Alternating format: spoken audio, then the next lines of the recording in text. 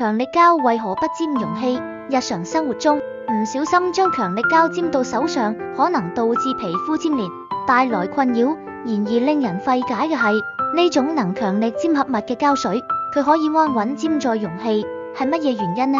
關鍵在於強力膠嘅核心成分氰基丙烯酸酯單體，呢種液態物質需要同水氣或某些含氫化合物接觸，就會發生聚合反應，固化成具有粘性的固體。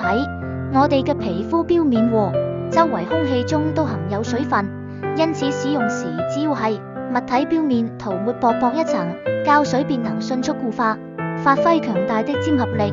有趣的是，塗抹過厚嘅強力膠反而效果不佳，係因為過厚嘅膠層會隔絕內部膠體同空氣嘅接觸，導致部分膠體因無法接觸到足夠水氣而難以充分固化。為何蚊帳多為白色？蚊子具有趨暗避光嘅習性，通常白天較少針咬人類，但亦有例外，如專門在白天活動嘅伊蚊、俗稱花蚊子和黑斑蚊。主要原因在於光線抑制佢哋嘅活動。一個經典實驗印證蚊子嘅趨暗性。傍晚時分，將一條黑色褲腳紮緊，用木棍撐開褲腰，懸掛於蚊蟲較多嘅室內。第二日就會喺褲內發現大量蚊子。過去人們甚至利用呢種方法捕捉蚊。蚊帳嘅核心功能係防蚊，選用白色就係基於蚊子嘅特性。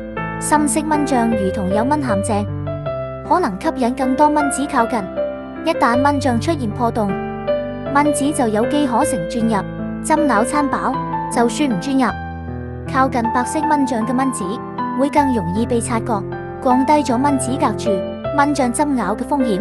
此外，白色蚊帳提供絕佳嘅視覺背景，深色蚊子係淺色，帳面上清晰可見，方便及時發現並將其消滅。